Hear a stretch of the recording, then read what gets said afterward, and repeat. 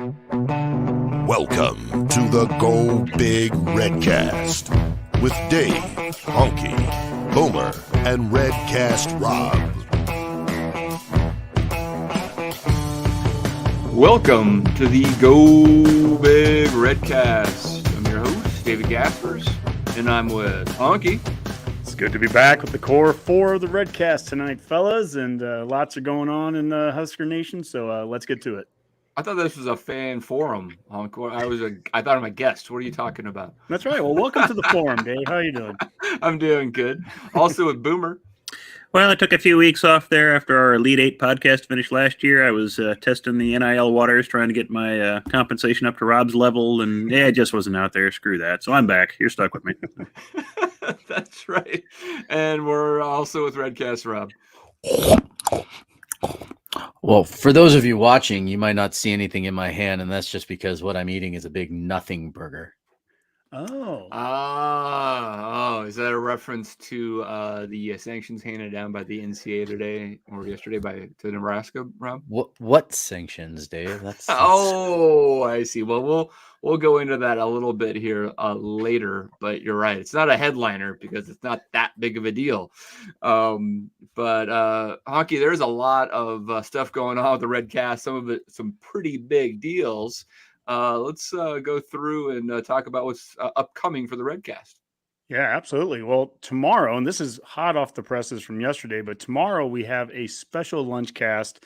Rob will be going one-on-one with Adam Carricker, and you can watch it live exclusively on YouTube. So tonight, this show right now actually represents the last show that we'll be showing live to YouTube, Facebook, and Twitter. Moving forward, we're going to direct people. We'll send out links to Twitter and Facebook as we go live. We'll send out links to the YouTube channel so everyone knows where to go, but we want to direct people to YouTube to watch it. So that starts tomorrow at noon Central Time. Honky, really quick. Mm-hmm. I would like to actually see Rob go one-on-one with Adam Carricker. That would be fun to see him get destroyed. I think a lot of Redcasters would like to see Rob go one-on-one. Hey, well, I mean, he hasn't been feeling 100% lately, so there's a good chance I could hang in there for at least 30 seconds. 30 seconds. I give myself. He's 6'5", 300 pounds in his playing days or something. I'm pretty sure that he would murder me. I'm pretty sure his hand's probably bigger than my face, but who knows? Well, I guess find out. We're kind of neighbors, so. Well, maybe he can waken you up, and then Tom here can take care of you, because this is on top of talking with Carricker here, we have Tom Osborne, the legend, Coach Osborne, on Monday, May 9th at 1:30 p.m. Central Standard Time. So again, another Lunchcast guest there. Both of these guys are guys that when we started doing the Redcast, we'd been like, hey, that's the pinnacle. We can just quit afterwards, but we're not going to quit. We're quitting. What? Both of them could probably. I just came back. Too. I'm pretty sure. Tom I'm pretty sure Osborne could take me too. So yeah, Osborne could take you as well, Rob. He'd be kicking me after Adam has me down. So those are our next two shows here. It's going to be a busy week here on the Redcast. Next up, the Day by Day movie, and that's going to be starting in May 2022. You can go to daybydaymovie.com for times and more information, and that's going to be one of the things I'm sure we'll talk about with Coach Osborne and I know they're going to be starting up some of the shows in Lincoln in like May 13th, 14th that weekend. I think it's at the Rococo. So we'll have some more details on some of that as well. Of course, as usual, our Hail Varsity promotion. Go to hailvarsity.com/subscribe. Use the promo code REDCAST, and you can get $10 off your yearly subscription. And I'm going to put a link to that as well in the description, in the notes of YouTube here for this show. I'm learning all these new things, Dave. I'm figuring them out with each week. We're getting day by day. It's like a part of like the Zoom chat feature. I'm very day by day. Oh, they have the internet on computers now, Honky. It's pretty exciting. Yeah, it's crazy. And then last but not least, our great friends, Shane and Laura out there in Elwood, custom shirts and specialty items, Smack and Smooch. Give them a call, 308-325-2542. You also have the QR code here. And of course, I'm wearing my Go Big Redcast shirt right here. And we can actually make those shirts custom for any of our fans or anything that they want.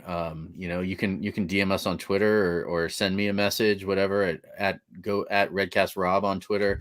And it's just cost of the shirt and shipping, and we'd be happy to send you out some Redcast gear directly from them. So get your name on it or something, Rob? I mean, like you'd be like, we could.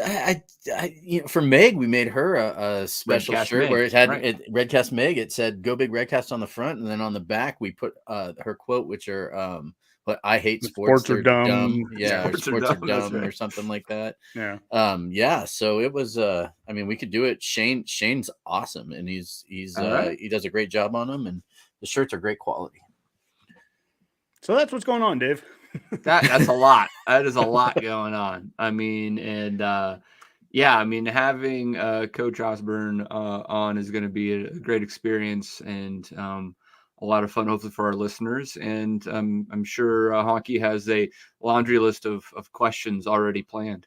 Yeah, I mean, real hardball ones too. We're gonna try to stump them. No. Hey, Honky, just for the fun of it, so we don't actually bring it up on the show, could we just go and remember your experience meeting Coach Osborne in the halls of Columbus SCOTUS? I brought this up on the fan forum last week with Preston, and it was awesome. He came to the school. We had a guy in our grade that was actually a scholarship player, Brandon Drum, and so I think he was that was why Osborne was there that week, just recruiting him.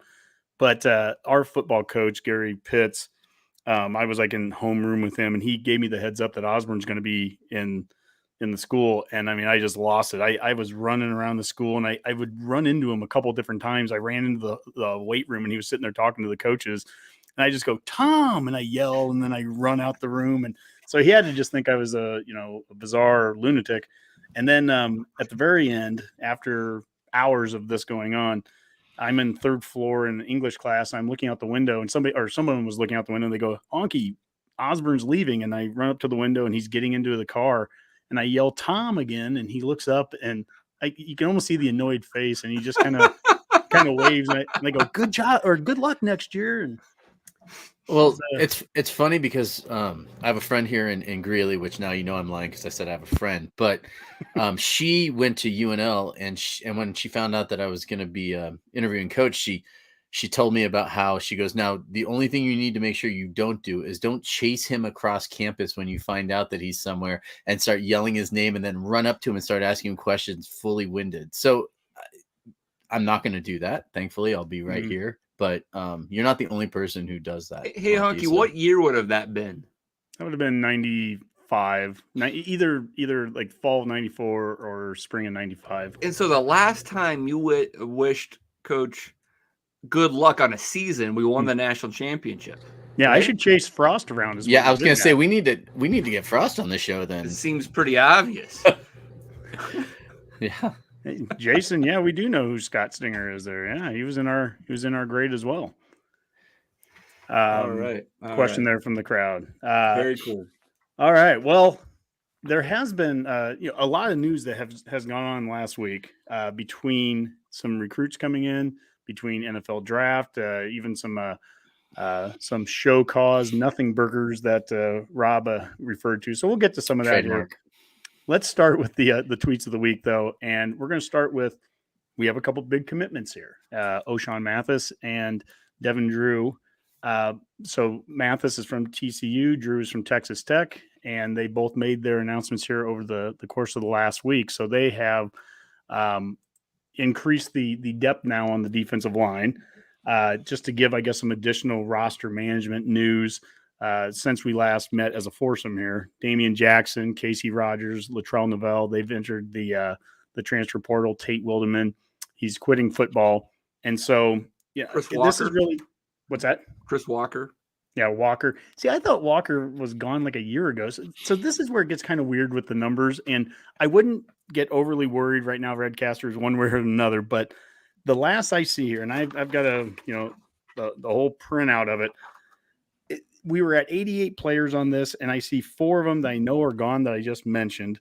There's probably a couple more. We're somewhere maybe in the 82 to 84 range, and then we started adding numbers again by adding Mathis and Drew. For the life of me, I don't know what our exact number is right now, and all I can say is it's going to be okay. We'll be at 85 one way or the other when it gets to fall. So I'm kind of giving up on trying to exactly figure out where we're at right now. I don't think it really matters. But that at least is the update on who's come and gone here just over the course of the last couple of weeks. And heck, you pay a guy enough NIL money, they can pay their own ride. So yeah, it's not even an issue anymore. Exactly.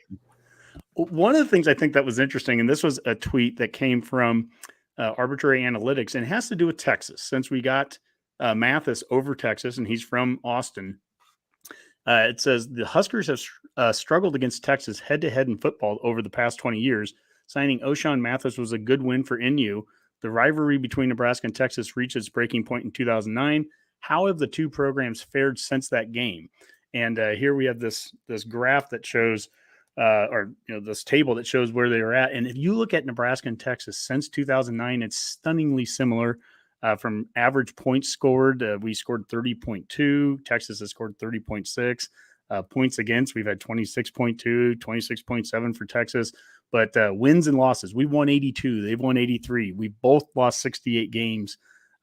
It's unbelievable. Draft picks, we've had 35. They've had 37. The big difference is in the recruiting summary. And they've had 17 five-star recruits. We've had 0. They've had 158 4-star recruits. We've had 72.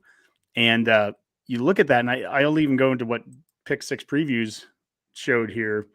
Pick 6 Previews had a thing about the draft and how Texas is number 1 in revenue and top 5 recruiter, and they had 0 draft picks. And the other thing, the other tweet here, they talked about how the Dakota Big 3 schools, North Dakota State, South Dakota State, North Dakota, they had the same amount of draft picks as Florida's Big 3, Florida State, Miami.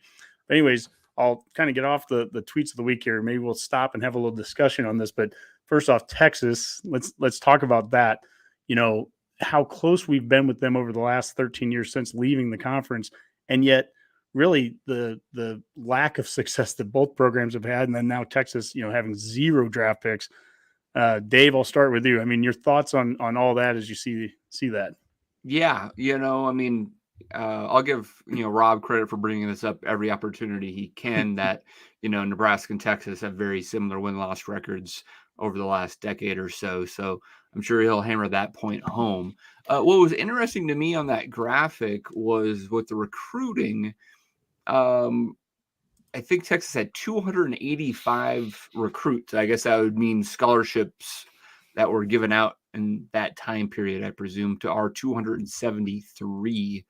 And so, Boomer, I don't know how the math works on this, but does that imply that they've actually had more roster turnover? Because if everybody, had the exact amount of scholarships and everybody went through their full career at one school, and you'd have very similar numbers, obviously. And Texas actually has had 12 more scholarship players over the same time period. Does that mean actually they had more turnover on their roster than us? That would be my guess without, having a deep dive into the numbers and looking at it. But yeah. if you're offering more scholarships, that would seem to be the case. You just had a bigger turnover and had to replace them with others at various times. And I think that's intriguing. Unless there's some sort of limitations I've forgotten about during that stretch, but I don't think we did. So we talk so much about how many people have left Nebraska over, especially in the Riley and early Frost years and all this turnover. But there's Texas having the exact same number. In fact, even more turnover than us. I thought that was interesting. How many coaches have they gone through during that same time frame? Well, it would have been Mac Brown, Charlie Strong, Herman, and now Sarkisian. So 4 and so 9. So before, and we had Bo to Riley, and I guess we've only had 3. 3, yeah. But yeah, I just thought that was interesting there, and I guess maybe the second one that Brett with Pick 6 said was the Dakotas and Miami and Florida State having the exact same number of recruits or draft picks coming out of those 3 Dakota schools as the Big 3 in Florida. Just seems bizarre. I mean, in fairness, the Dakota schools are drawing off 2 state populations, so I mean they've got that natural advantage over Florida. I was listening to one of the radio shows there this week. I think it might have been Mike Schaefer talking about this, but and actually I just saw it on Twitter today. Like Vanderbilt was in town, right? I mean, like the Vanderbilt coaches were 2 of them were in Omaha. Mm-hmm. Stanford has been coming into town apparently a lot. You're seeing lot of recruiting. Yeah, 2 very smart schools that need to have a wide recruiting net. To your point there, Rob. But there's a lot of attention being thrown onto Nebraska recruiting here. And it seems like there's been a course correction. I don't want to claim this is my own original thought. This was Schaefer's thought, I guess, was that there seems to be a course correction on from the Rivals and 24/7 guys, et cetera, on how you're grading these guys, because you look at the Wisconsins and Iowas and Minnesotas of the world, especially when it comes to D linemen and offensive linemen, grabbing 2-star guys and end up being, essentially all Americans that are drafted high in the NFL draft. And they're like, wait a second, we're just missing these guys. So it seems like there's some more attention from the recruiting services, and then also from just coaches in general saying, hey, there's a lot of talent there that we are not mining. And now you can go to the Midwest and maybe hit Kansas City, Omaha, Des Moines, and Sioux Falls in 2 days and actually get 8 or 10 recruits to talk to you. It's not just a one-off thing, right? And there's just a lot of activity. I mean, we see Oklahoma State taking a quarterback from Nebraska, for goodness sake. So I think it's one of those things where that was my argument for so many years, was that the talent was here, but if it's not identified and people aren't coming to see it, then it just gets missed. It's not just that all of a sudden Frost has just walked into a really talented Nebraska all of a sudden. What happens is, and I mean, you can look at the in-state recruiting stats here, and you'll see some of the same schools. There's 2 Bellevue West kids in 2024. And obviously we've gotten a number of Bellevue West kids now out, from the last few years, and other schools have come in. And when coaches come in and college coaches come in, talk to high school coaches, and they're talking about some senior in a class, by all means, that high school coach is going to say, oh yeah, well, I also have a junior. And then here, take a look at this sophomore. And we've got this up and coming freshman, and you build these relationships. When coaching staffs go years without coming here, those relationships aren't built, and kids get missed. But the talent's been here, and I'm glad it's being noticed. I know that this staff is going after the guys that we have here as hard as anybody, and I think we're going to get our fair share of them. And we had a great discussion on that last week with Damon Benning on Monday night. And I encourage all Redcasters, go back to our YouTube page, and we have we're segmenting out some of these videos now, so you can watch the whole episode if you like, but you can also just watch 20-minute segments here and there. And we have one that's a recruiting episode, the recruiting segment with Benning, and we talk about that. We talk about the in-state and how important that is, and what the philosophy is, and there's a lot of positives that are going on there. But and Dave, you mentioned that the Vanderbilt guy. Benning had mentioned something about this. I don't know if it was with us but that I think a guy that was coaching with South Dakota State at one point and had been a thorn in our side, bringing in guys that would have been like walk-ons at Nebraska, and he was getting them to come up there. Well, he's taking a job at Vanderbilt. And so I saw something today that a player from West Side has committed. So, really? Because I know they're recruiting Caleb Benning. It wasn't Benning, but it was somebody. And I didn't get a chance to look too deep into it, but it looked like somebody from West Side, I think, had committed today to Vanderbilt. So I mean, if that's the case, and I guess I'll have to double check this, or if somebody wants to look that up while we're doing this, if that's the case, then that's a 9th in-state kid going Power 5 or having a Power 5 offer. Because as we look at these in-state ones, we've gone over this list, but here's the 7 that Nebraska has offered. 3 of them have committed. To your point, Dave, the quarterback from Gretna, Flores, he's committed to Oklahoma State. So there's number 8. And, if some kid's going to Vanderbilt, there's number 9. So it's just one of those things. I mean, there's talent here, and I am genuinely glad. We're not going to get every one of them. We never have. That's revisionist history. Maybe we can talk with Osborne about that on Monday. Sure. I'm sure he wishes he had a Larry Station or some of those guys. Gosh, who was the Lincoln Southeast kid that was a 94 the year before? Ty Good. Ty Good went to Notre Dame. Yeah. Ty Good. And Creighton Prep had a guy go to Notre Dame. That's named Tim Ritter. There you go. Yep. So Caleb is Damon's son, right? Yes. Is that as far as I know? Yes. If he goes to a different school that's not Nebraska, I just want to be clear. He didn't even go to his dad's high school when his dad was coaching at a school. So that's right. I just don't want like Husker fans to freak out because we're not getting like, a legacy kid out of that, because this kid's like, we'll freak out, Rob. Don't worry. No, well, trust me. Apparently you've never been on Husker Twitter before, Dave. So I try to avoid these guys will like freak out because, oh God, there's another legacy kid that won't come to the school. That kid that won't even go to the school his dad was coaching at. So I'm still rooting for Caleb to come to Nebraska. And he's a sophomore. So I mean, he could switch schools like 9 times between now and then. Let's talk about a couple of these players, Honky, that are going to have a impact much sooner than Caleb Benning, wherever he goes. And it is O'Shawn Mathis and Devin Drew. I mean, we've lost multiple defensive linemen this year. Some of them appear to be, hot property on the transfer portal themselves. Casey Rogers picked up an Oregon offer. Jordan Riley's at Oregon as well.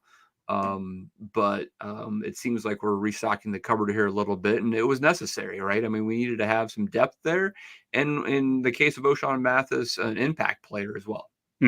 Yeah, I think that the front seven depth discussion is really interesting, and we talked about this again with Benning last week, where if you think about it, the at least the body types you need that are defensive line body types, you can actually need less in a 4-man front than a 3-man front, because the 3-man front, all 3 guys need to be kind of a big defensive line body. Right. In the 4-man front, you really need the middle 2 guys to be that. And your outside 2 guys can be Mathis. They can be Garrett Nelson. They can be, Jamari Butler, Blaze Gunnerson. They're basically coming from what were your outside linebackers, and your big outside linebackers. This is almost like 1993 all over again, moving Trev Alberts up the D end and Dante Jones and Dwayne Harris. So if you think of it that way, I started kind of writing up a front 7 depth chart here. And with Drew from Texas Tech committing today, I kind of think of him and Colton Feist. I'm going to have to, another name I'm going to have to learn. I kind of look at those guys as 1 and 2 as a 5 technique kind of D tackle, someone kind of up on the offensive tackle.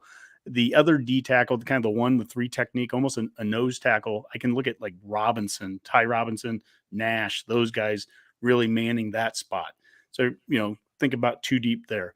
At DN, Garrett Nelson, Blaze Gunnerson, O'Shawn Mathis, Jamari Butler. That's solid 2 deep depth right there. We're still looking at some more guys in the portal, at least. I know definitely at like one of the defensive tackle spots. It's a start. If you look at those, then the question becomes Tanner, because Tanner has been an outside linebacker or a DN. Think of him standing up and maybe being a Sam linebacker, strong side, or if they call it boundary now. I could see him kind of being in that position with Henrich at the middle, and then at the will or the field linebacker would be Reimer. And we've got a slew of guys behind him. Ernest Hausman, I could see definitely backing up Tanner. I could see Snodgrass behind Henrich. Malga Clements, I could see him. He needs to get on the field. I think so. The guy's a playmaker. So yeah. Then a wild card and all that is Kolarevich, which it looks like, he might be in the JoJo position next year, that nickel, but he certainly has experience at the linebacker. Yeah, and that's an intriguing scenario there. I mean, he's test out of the world, right? So I mean, like, it's kind of intriguing to see if he could actually thrive in that spot. That's an intriguing idea. I still could see a little bit more depth added overall, especially at the interior positions. You can never have too many of those guys. Yep. But it's starting to look like something that could hold up over a season in the Big Ten. So, I mean, that's exactly what you want.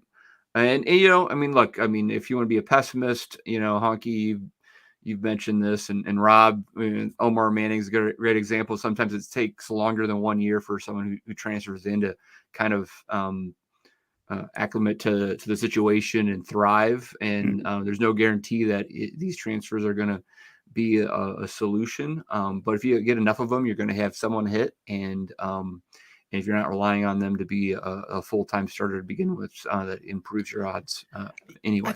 I think defensive guys though too probably will get into a system a lot faster than offensive guys as well. I think that's a, and one of the guys, the guy that I'll be talking to tomorrow, Carricker, he has his own podcast where he was talking a lot about this and how excited he is because Shenander's defense is, with a couple of these guys that they've added now, he's going to be able to really mix and match the defenses a lot more than what he was doing before with hiding different coverages and blitz packages and things like that, stuff that we haven't seen Nebraska do for the last 2 or 3 years. Right. So, sure. And so he seems, and he's a defensive guy. So I'm really going to take his word on it. And I hope to talk to him about it more tomorrow and get some more detail, but he really seems excited for a couple of these guys. And he seems even more excited if we sign at least 1 or 2 more of the guys that we're looking at right now.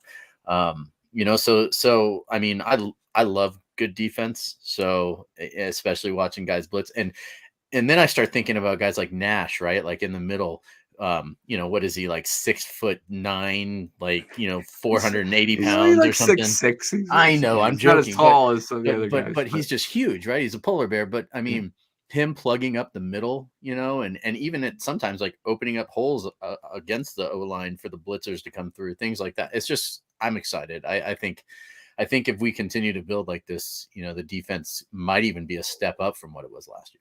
So, Honky, if I was an optimist, I would point to something you mentioned to Damon Benning a few weeks ago, was that the transfer portal is a different beast when it comes to recruiting, in the sense that you can take someone like Devin Drew and you have 900 snaps of film on this guy playing Power 5 football at Texas Tech and saying, hey, I think this guy can work for us, right? And so when you do have an opportunity to offer someone like that to come in and make an impact, you have a lot more understanding of who you are getting actually, potentially, right?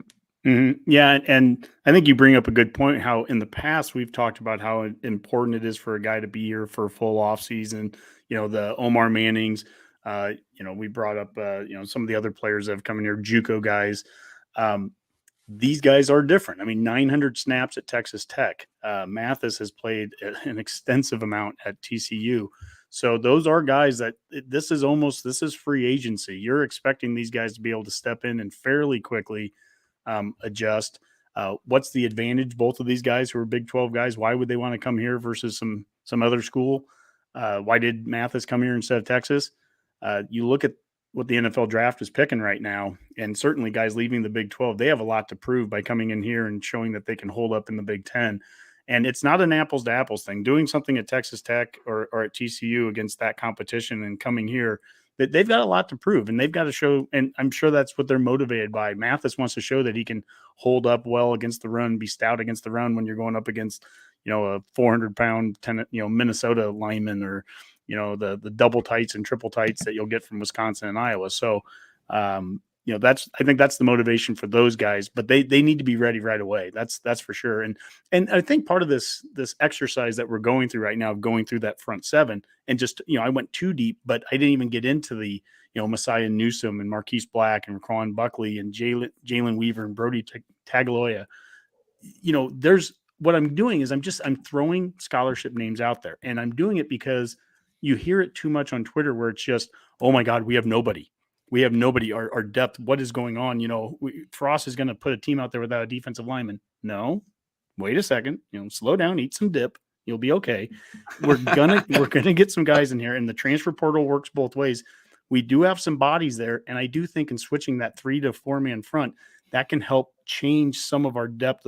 Just move some guys around a bit. But there are some bodies there, and I don't think that we're done with the portal along the way either. Boomer, you're our Twitter expert, and the O'Shawn Mathis commitment did generate some interesting Twitter buzz, even from folks like Stuart Mandel of The Athletic, saying that, Nebraska lands the number 1 guy in the transfer portal, at least at this time. And some of that is, related to the NIL implications of O'Shawn Mathis. Obviously, it sounds like his family was treated really well when he came here. They really were very attentive, hit all the across all the X's and T's and all those type of things. But the NIL had to be a factor as well, right? And it's been interesting to see the kind of Twitter response to that. I mean, they'll tell you it's not the main reason they came to a school, but it's likely a factor. I mean, there has to be some reason, you'd even offer put an NIL deal together. It's there to help just add that extra encouragement for a player to come here. But just from what I've heard, I don't know if that was the primary reason he came here. He talked a lot about just the organization of when he visited Nebraska, how on track everyone seemed to be, how they had coaches here already breaking down film of his, talking about, previous plays he'd done, what they hope to do with him. I think that was probably played as big of a role as anything, just in terms of how we were able to land Mathis, was just the better organization that Nebraska seemed to have on the coaching staff and the way it was, top to bottom, versus Texas, which seems to be in a little more disarray. It has been for years there, it seems. So, I think that was probably as big a help. So, yeah, it's fair. Rob, did you? Yeah, Rob?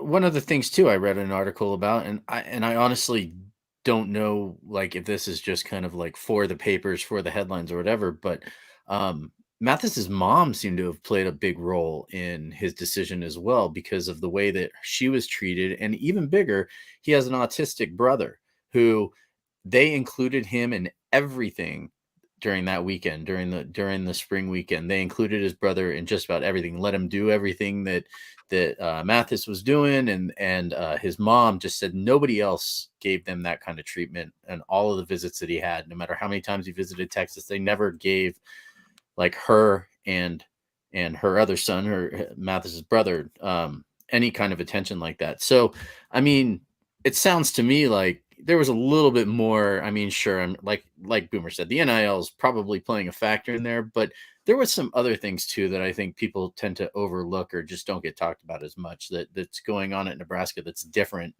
than it was the last few years. So, sure. What was the question that I think Kurt Payne, Boomer? Could you put that one back up? Yeah, I got it for you. I sure can, right there. Oh, or was. All right, thanks, Rob. All right, we got it here. Yeah, you guys fighting over it. Yep. Yeah.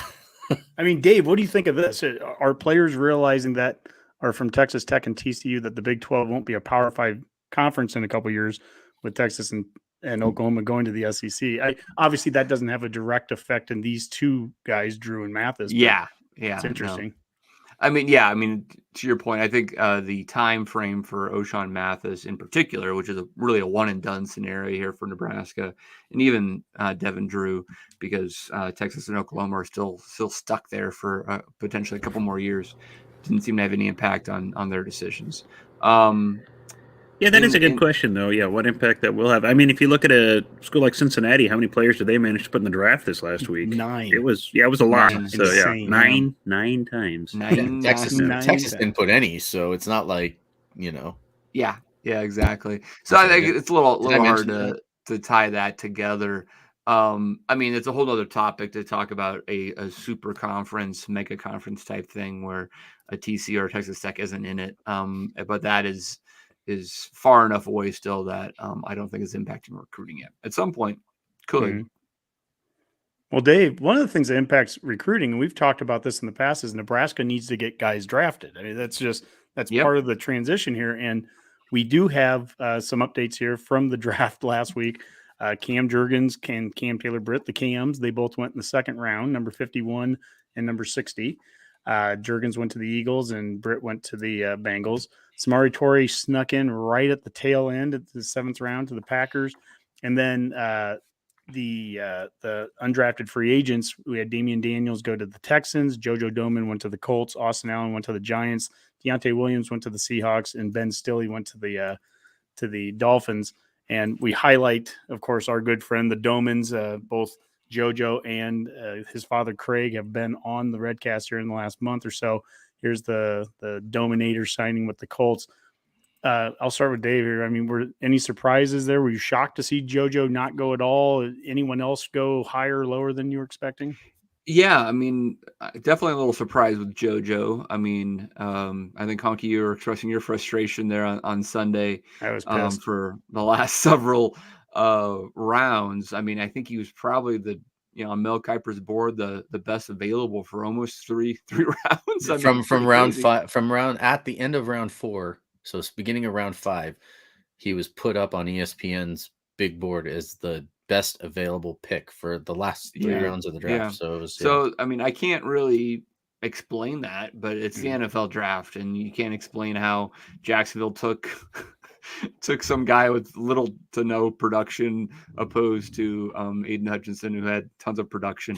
But hey, things happen like that all the time. So it happened, and honestly, outside of some guaranteed money there, probably of sorts, he gets to pick and choose his location there, and taking the Colts might give him the best opportunity to make a roster on day one, right? So it can always work out. I think there's several other undrafted free agents there that I think have legitimate opportunities to make NFL rosters, if not immediately, at some point in the next year or two. I thought it was great to see Torrey get drafted. His reason why he wanted to transfer to Nebraska was to get drafted. And even though it was at the end of the draft, that came through. And, it's also great to see both Cams get drafted. Juergens' video of, blocking the cow is already, on national Twitter feed because of it. So, well, Torrey getting drafted where he did too. I mean, it's such a deep wide receiver class this year, and I think going forward, right? And he got the team that he got drafted to, though. Everyone's talking about how it's gonna be. Torres might be the breakout rookie wide receiver of this class, considering who is going to be throwing the ball to him, right? Like, you got Aaron Rodgers throwing the ball to Torrey. Yeah, you got to make the team. I mean, he's such a good route runner and getting downfield and everything. I doubt he won't make the team. Smart. And he's a smart, like you said, and he can catch, right? Like, he's got great hands. So, I mean, play all the positions. So if he makes the roster, I think he will be the breakout wide receiver for this rookie class, because Aaron Rodgers throwing him the ball is going to be There's a lot of good wide receivers that went in that first round, Rob. There are. I'm just saying the combination of Aaron Rodgers and Torrey's skill set. So. Juergens leaves early and goes in the second round, and it's hard to argue with those results, right? I mean, could he have come back next year? Could he have went where Linderbaum went in the first round a year from now? Maybe, but it's hard to argue with the results of what he did by leaving early. It's tough for like Austin Allen and Damian Daniels that left early, that still could have had another year, and to go undrafted. You hate to see that, because first off, I mean, I'm biased. I feel they should have gotten drafted. They should have been on a team. But on top of that, then you start to kind of have that, well, what if they would come back? Daniels in this 4-3, I would love to see Daniels playing that 1-3 technique. I mean, my gosh, he's built to take up 3 blockers right in the middle of the field. And Allen, who wouldn't want to have him back for another year? But hopefully they make it work with the undrafted free agency. Hey, Honky, that prompts a question, just in the sense of, I mean, they had an extra year of eligibility because of the COVID year, right? Mm-hmm. And so, I mean, a lot of these guys are, 22, 23, 24. I read somewhere, I mean, JoJo age-wise, which might have one against him, is essentially a third-year NFL player. Mm-hmm. There's players that are already entering their third or fourth years at the same age as JoJo. So, and you'd also say something like Damian Daniels has seen other defensive linemen from Nebraska not get drafted and then make a team relatively quickly. And so maybe it was worth their risk, in the sense of, like, their clock's ticking already, right? I mean, they're like, hey, I mean, you only have so many years in the NFL to make it. I think I can make a roster if I have a chance. If I get drafted, great. If not, I'll still have a chance to make it as an undrafted free agent. And if I'm in college, I mean, then NIL might have a factor at some point on this, where you're like, hey, I want to stick around because I can make 6 figures at Nebraska. But if they really feel like they can make an NFL roster, every year counts, essentially, Yeah, and that was something that you mentioned, the NIL, and I was going to go there. Where does that eventually play a role with some guys? That does it maybe keep them for one extra year if they feel like they might be a late round pick or undrafted? I don't know. I've heard this too, where, so you're older, and would the NFL look at that negatively, or would the NFL look at you as being, you're ready to go now because you have that extra seasoning, you're 24, 25, and we only have to pay you a rookie contract instead of, some of those guys coming in right now are the same age as guys going into their second and third years of the NFL, and they're already going into their next contract and paying them more. So could you actually be getting a good deal on JoJo? Sure. Because you don't have to pay him a third year or fourth year contract. Well, I think some of it. Oh, sorry, Dave. Go ahead. I like that thinking, but in that case, JoJo would have got drafted, I guess. Yeah, and I also think though too is that by the time you get into those later rounds, because and Craig, his dad, talked about this on the show too at one point where he said, once you get past rounds like 3 and 4, even, teams stop taking the best player on the board and they start trying to, and even in round 4, they start filling in gaps for need, right? Like you see guys, extra offensive linemen being taken, cornerbacks, running backs, punters like that for depth. Yeah. Punters. And it's almost better off not to get drafted in those rounds, right? Because you're guaranteed X amount of money. And if you're drafted and as an undrafted free agent, you can almost pick and choose the team and the scheme that you want to go play for, right? So if there's multiple teams coming at you saying we want to sign you, and I mean, I'm going to trust his dad being an agent who's negotiated billions of dollars of contracts with a B, like knowing where it is. Now I got into a conversation with Rob. God, I always mess up his last name. Zatska. Yeah. And he and on Twitter and he was saying, well, his dad, a lot of teams will shy away from that when you're dealing with the parents, etc. I mean, I'm going to have to believe him because he was an NFL player, right? I mean, he played for the Giants and everything. But at the same time, I also think that, I mean, his dad isn't just like his dad representing him. His dad's an NFL agent who's representing him. So, I think that there might be a combination of that possibly. But at the same time, you get a kid like JoJo who has a great skill set, but he's also has a history of injury and he's older. So it's almost better for him to be able to choose the system he's going to go play in. And, the Colts was Craig couldn't have been more upfront about it. He basically said he thought that JoJo could go as high as third round. He goes, really the floor for JoJo is the 6th round is what he thought. And then he goes, and in reality, the floor is not getting drafted at all. Mm-hmm. But he kind of figured most of what the feedback they were getting was if you get the right kind of team that's looking for a hybrid kind of player like that and want to take a flyer on him, he could go as high as 3rd round. And by the time you get down to 6th round, you're getting he's getting drafted probably because he's just a good value. Why that ended up not happening, Listener Matt Solomon's asking, do you think they got bad information to leave for the draft? And Matt, I don't think that they got bad information. The thing with this draft class, and Dave actually mentioned it there like briefly, this is one of the largest draft classes in the history of the NFL because of the COVID season. So you had a lot of kids that were no longer eligible to come back to college that were going into the draft. They're older players. And so I think I saw something too, that this might be one of the largest undrafted free agent classes that going into the NFL. Inevitably. Yeah. Because you still have the same amount of draft picks. And there's a lot of talent, and there is a lot of talent out there. And like I said, those later rounds, they're more drafting for need as opposed to best player available. So well, Dave, you brought up, the COVID extra year. And as I was going through our front 7 depth, I mean, we're still seeing it right now. There are guys, Garrett Nelson I think he's got a grandkid now. He's going into his 18th season and he's still a junior.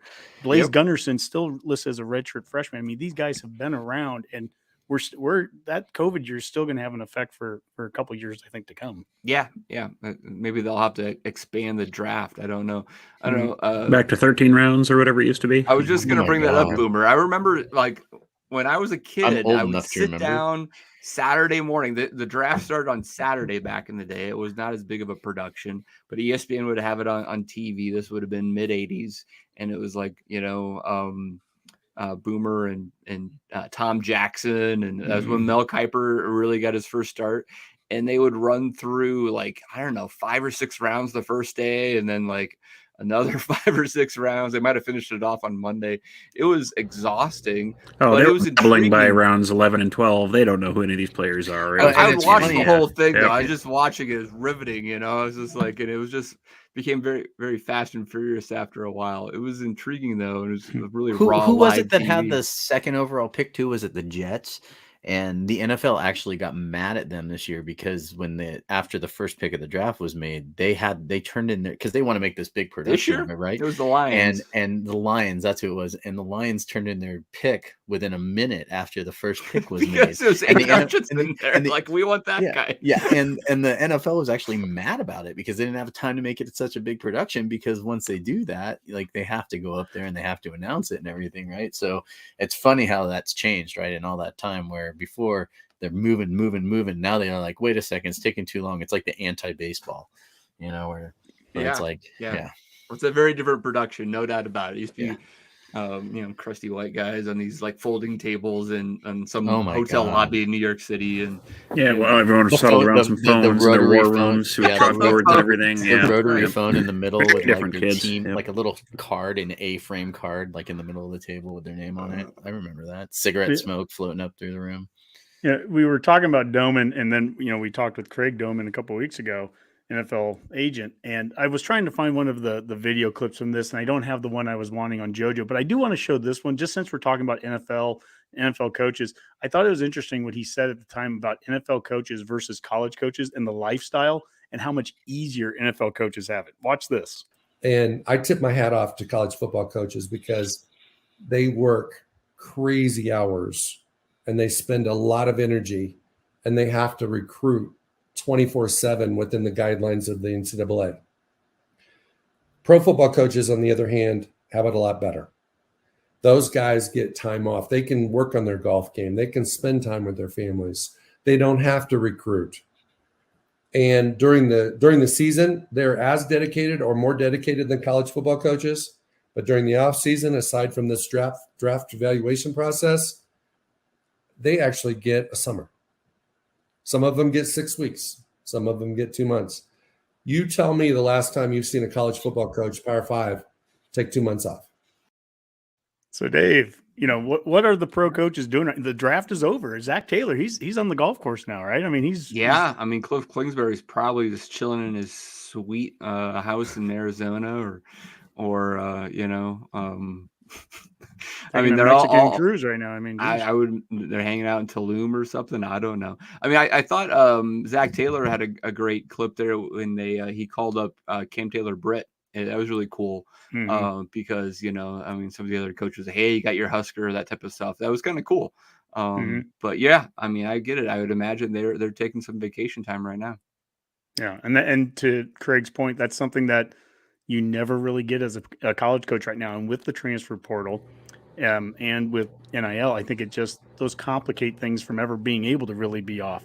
Now, one thing we should mention with the transfer portal is this May 1st thing. And May 1st, there are some guidelines and regulations around it. And May 1st was an important date because you needed to have your name in the portal by then if you were going to transfer and get immediate play time this year. So in the case of like right now, I wouldn't worry too much, Husker fans, about, oh my gosh, is this guy going to leave Nebraska? Is this guy going to leave? If he was going to, he probably would have done it already if he had any intentions of playing right away next year. So that is at least one of the rules that it's not total Wild West. There is some rules and regulations around it. All right. Was there any questions there, Boomer, that we missed? Or I think we got the vast majority of them. Brad Richards did mention, he kind of wished he's had Jorgensen, but he later clarified that to Jurgens. Wished he would have came back for another year. So you got that, and then that was pretty much the main one. I think we touched the rest. So. Selfishly, who wouldn't? I mean, I'd love to have Jurgens back, but I mean, when you go second round, it makes sense what he did for sure. I mean, he read the room well there and realized that he could only move up one spot essentially in the draft, being the number one center drafted opposed to number two, and grabbed it. So it's hard to say no to that. I completely get it. The number one center was Linderbaum from Iowa, went to the Ravens. And I tweeted this out a couple times on Saturday. The Ravens, being an AFC North team, a black and blue division with Cleveland and Pittsburgh and Cincinnati, you look at their draft, and it was almost all up north. It was Notre Dame and a Michigan guy, and the offensive line wise, they got the Attila the Hun dude from Minnesota, who's like 6'12" and 700 pounds, a gigantic dude, and Linderbaum. So I mean, they were building that team definitely kind of in a Big Ten Northern mold, which I thought was interesting because a lot of times you see those Southern schools, those SEC teams. Man, some of those players get drafted up north, and they're not the same player when they have to actually have conditions that they're not used to. And the college football is so wonderful about taking all the conditions out of bowl games and title games, and everything's indoors, and bowl games are down south. And it's refreshing when you watch a pro game get played up north in Green Bay, or last year the FCS championship games that were up in Bozeman when South Dakota State was playing Montana State. I mean, football. It's fun to watch stuff up north. Hopefully that could be a discussion we can have sometime, when we do an expanded playoff talk. It would be nice to get some northern games. Well, we know nobody in the north has the facilities and ability to put on any sort of game in that kind of weather. It can't be done, Honky. Denver could never host anything like that up north. Or Chicago or Minneapolis. It can't be done. Move the snow off the field. It's very difficult. Dave, last thing, I guess. This is the last part, and tweets of the week again. Nebraska, they did have the self-imposed, or the NCAA imposed penalties for violations discovered in an investigation that began last year. Here they are. We have a 1-year extension to the current probationary period through April 2023. There is a $10,000 fine, a 1-year show cause order for the football head coach, plus a 5-day suspension from all coaching duties during the championship segment of the 2022 football season. And just to kind of give it some idea here, for those asking, a show cause penalty from the NCAA means little in this situation because Scott Frost is already employed. And in the event that he were to work for another school in the next year, he would be subject to the same minor penalties. And then last but not least, a reduction of the number of football countable coaches for 1 by 1 for 2 days of the practice during the spring 22 season. And then all non-coaching staff members will be removed from practice and competition for 5 consecutive days for the championship segment of the 2022 season. Rob already ate his nothing burger at the beginning. Now, Dave, you actually mentioned before we went on air, you thought maybe the 5-day thing was even a little bit higher than what you were expecting. So, I mean, are we making nothing? Are we making too much out of this being nothing, or is there something kind of to this? Well, I mean, it's very close to a nothing burger, but I think there might be some mayonnaise and cheese and other condiments on there that give it a little bit of flavor, I guess. I mean, it could have been less. Honestly, I thought it was going to be less. Scott Frost not being able to coach for 5 days at some point during the season, whether that's a bye week or lo and behold, bowl prep week, it still could potentially have an impact of some degree. The other one at the end there is that all non-coaches would have that same 5-day removal from the program, essentially. And we have a lot of non-coaching staff, other analysts and whatnot. So that is kind of intriguing. I mean, it's not the end of the world. The show cause thing is a moot point, especially for Nebraska. I mean, if Frost gets fired, I guess he can't work someplace else until May of next year, and none of us really going to care about that. Hopefully, he's still in Nebraska and it's all good. But the 5 days is a little bit more than expected, but still not a big deal. We do have 2 bye weeks next year, and I have the schedule up right in front of me, but one of them is before the Indiana game, after Oklahoma, and the other one is, I think it's after Purdue, and it's before Illinois. So to that point, yeah, that's right. You get done with the Oklahoma game, you could conceivably take 5 days off. Yeah, wouldn't we all love to take 5 days off right after that? I have a lot of vacation left. Maybe we could go the Twitter route and be the pessimist and say, well, Scott Frost hasn't coached for 3 years already. What's 5 more days? But well, yeah, we could. We won't. But yeah, I mean, you can do that and take the week right off after that if that's how they determine it. Who knows? The championship segment basically means anything from the start of the fall camp all the way to the end of the season. So, I mean, you really have any point in there, but Yeah. I wonder if he wants to come use one of my free rounds of golf with me and hang out for a few Probably days. not. Like, he could play with David. Probably not, but No? I'm going to take you up on that, Rob. Oh well, I don't know. Don't you have some connections on there, Dave? You might inquire. Well, I mean, Rob, you got yourself Carricker and Osborne on the show. I'm sure you're feeling pretty confident right now. Why don't you, just reach out? I'm not gonna lie. I may have asked the producers of Day by Day if they wanted to play golf with me sometime, and they're not big golfers, but you're trying. The answer's always no if you don't ask. You're trying to get a Day by Day show out there in northern Colorado, aren't you? I'm trying to. So yeah, and I guess I can kind of talk about it, but yeah, I'm trying to set it up to where they'll actually do a showing here in Colorado at a local theater in northern Colorado, because some of the producers are from out there, right? And it wouldn't be for another couple months. And it actually, so Josh Davis, who's also a former player, he Oh, really, Rob? Tell us. He lives in Fort Collins, and then Carricker lives in Loveland, and then I think the other guy though, he still has the 402 on his number. So I'm not sure where he lives. It might be down in Denver Tech Center somewhere. But yeah, so those guys are local, and they're expressing an interest in possibly doing some local showings, and I told them that I would inquire about it. So whatever, I don't know. I can't guarantee that's going to happen, but I'm trying. It'd be great. I want to see it. I want to see it in the theater. I don't want to see it streaming. So and people want to see it. That's for sure. I've talked with fans. Amy, one of the Husk girls, she lives up in Montana, and she brought that up. She'd love to see whether it's online streaming or whatever. Not everyone can make it to Lincoln for it, so. It's going to be shown in other cities throughout Nebraska and in surrounding areas too. It's already set up, but right now they're trying to focus it on the premiere. So I don't want to take away from that. So absolutely. All right. Very cool. All right, Honky, is there anything else we need to cover? No, I don't think so. All right, let's get out of here with some parting shots. Let's start with Boomer. Well, I don't have a whole lot today. Just that I'm looking forward to our upcoming lunch casts. I'm waiting to ask Tom Osborne what he thinks of the increased enrollment in St. John and Newfoundland schools for the next biggest jump in the next 50 years, and the increase of funding. And wait a minute, did you say it was Coach Tom Osborne and not the Minister of Education of Newfoundland and Labrador's Tom Osborne?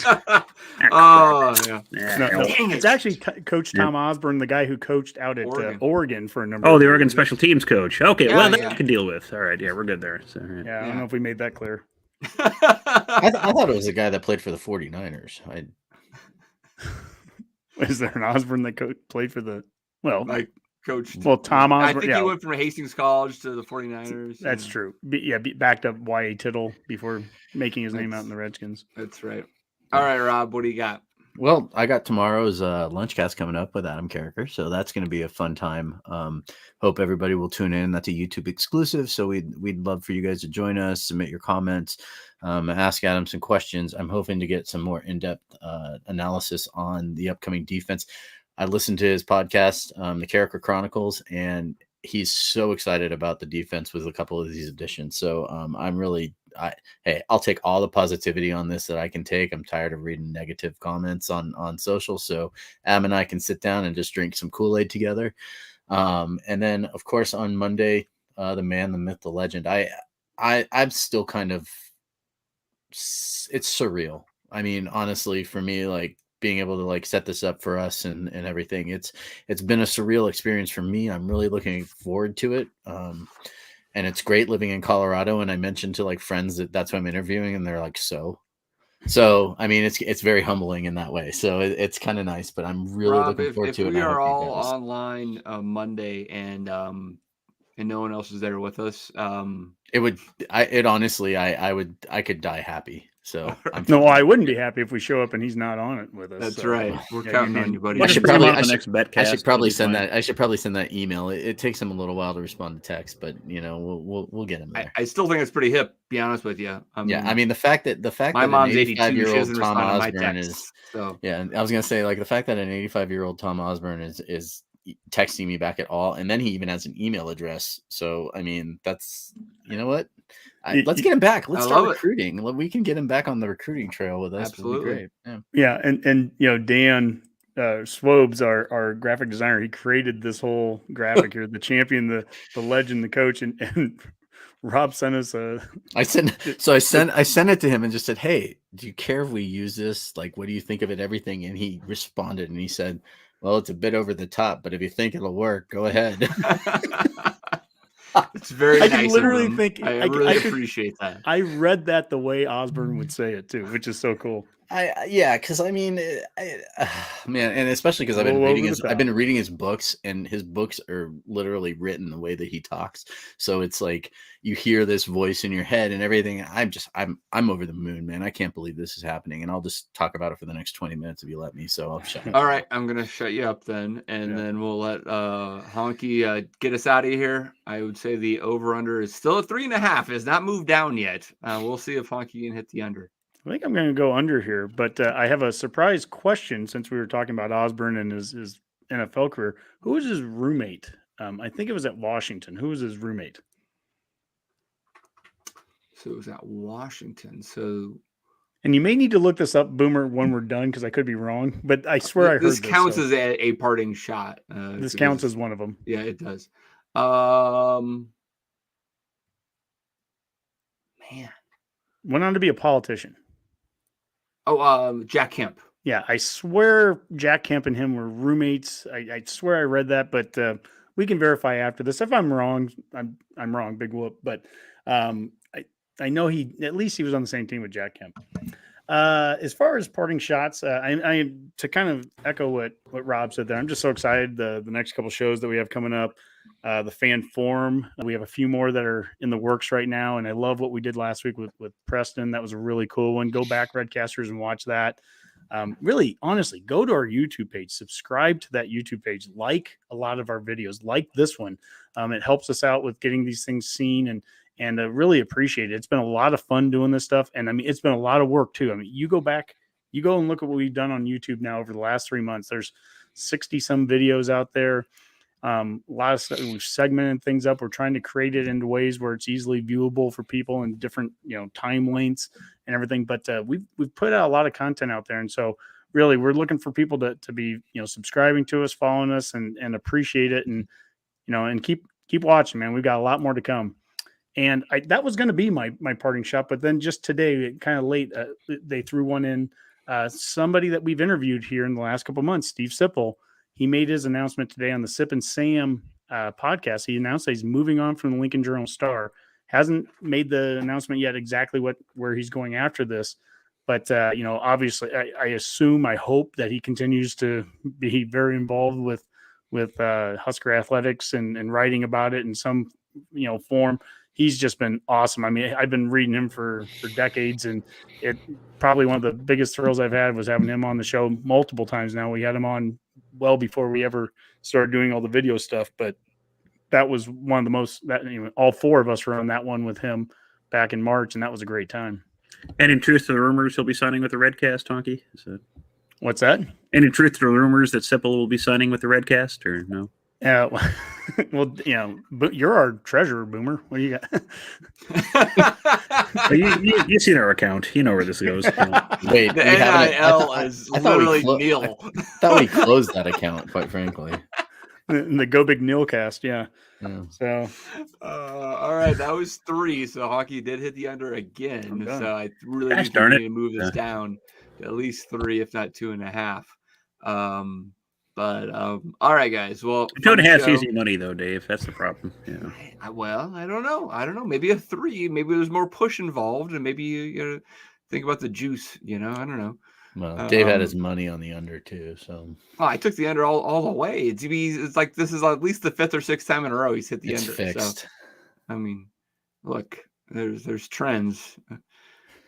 All right, guys. Bet on Honky's under and Kansas football not to cover. That's right. All right. Sounds good. It sounds like Osborne roomed with Jack Kemp when he was with the 49ers. Correct. Answer Honky's question there. So, okay. All right. Let's get out of here and call that a Go Big Redcast. Go Big Red. GBR.